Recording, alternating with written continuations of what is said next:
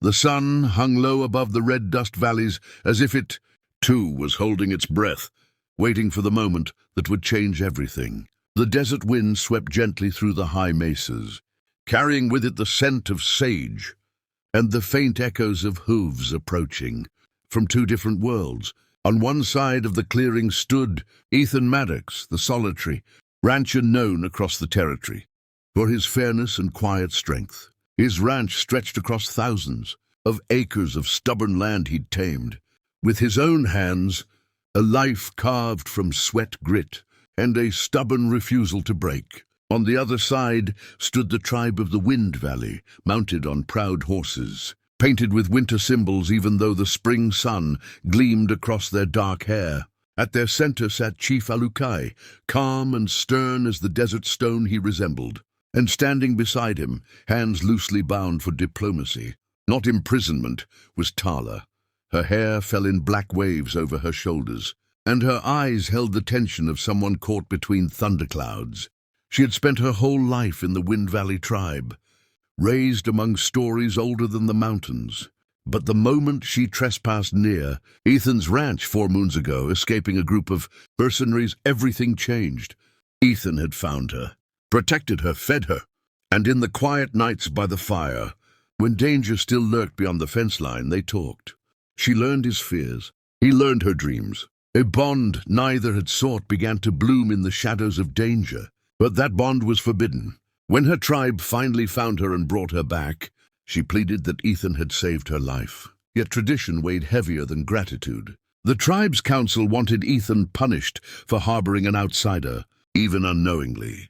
They believed he had interfered with fate itself. Tala defended him fiercely, and it was that defense, not Ethan, that placed her on trial. She was given a choice: return to the tribe and remain silent forever, or walk away and join the man they believed had taken her spirit. The chief saw it not as cruelty, but as a test of loyalty.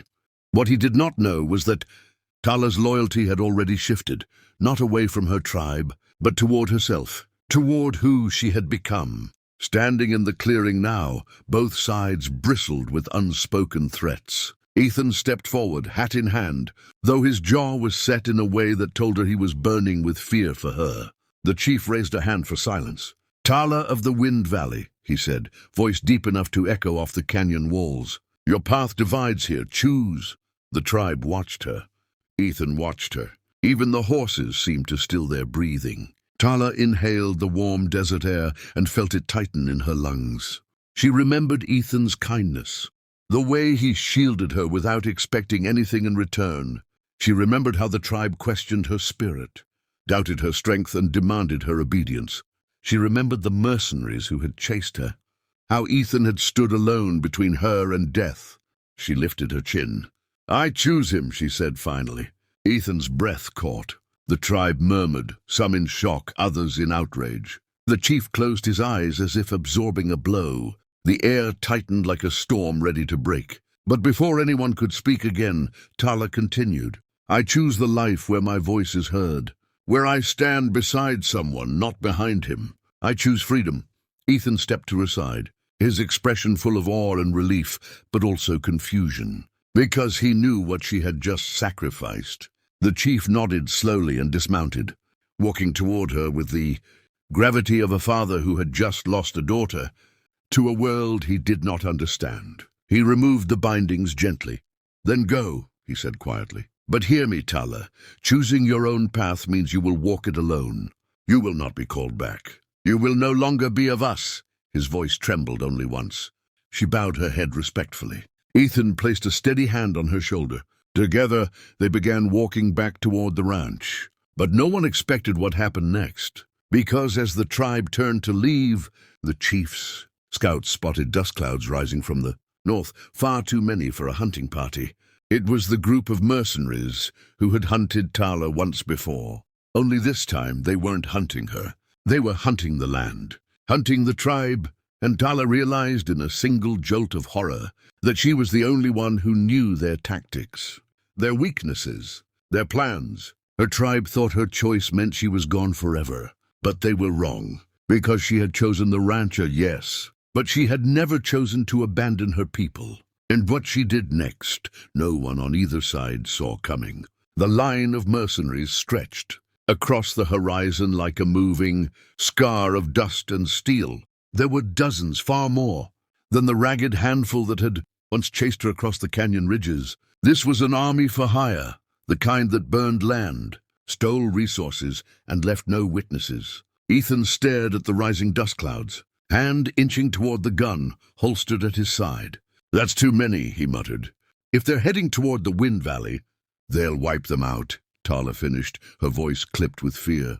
The tribe was strong, yes, but they weren't prepared for this. These were organized hunters, armed, bloodthirsty. She spun on her heels.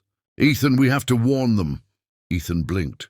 "Tala, you just left them. They let you go. If you go back now—" "This isn't about choices anymore," she whispered fiercely.